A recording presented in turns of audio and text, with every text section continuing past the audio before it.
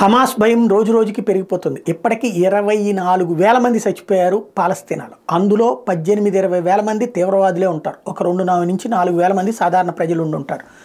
చచ్చిపోయిన తీవ్రవాదులు కూడా ప్రజలనినే చెప్తుంది హమాస్.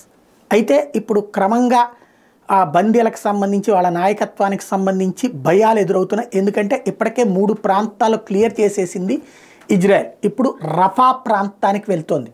రఫాలోకి అడుగు పెడితే వెనక్కి తిరిగి పోనీయం అంటూ భీకరమైన ప్రకటనలు చేస్తోంది హమాస్. ఇక్కడే ఒక విచిత్రం ఉంది. గతంలో అసలు మా పాలస్తీనాలోకి అడుగు పెడితే వెనక్కి పోనీయం, మా సత్తా ఏంటో చూపెడతామని, చివరికి వీళ్ళే వెనక్కి వెళ్లాల్సి వచ్చింది. అప్పుడప్పుడు చేసే మెరుపు దాడినే చూపించి మేము యుద్ధంలో విజయం సాధించామని పోచికోలు కబుర్లు మాత్రమే చెప్పుకోవాల్సి వస్తుంది. దర్జాగా వెళ్ళారు, దర్జాగా వచ్చారు ఇజ్రాయెల్ వాళ్ళు.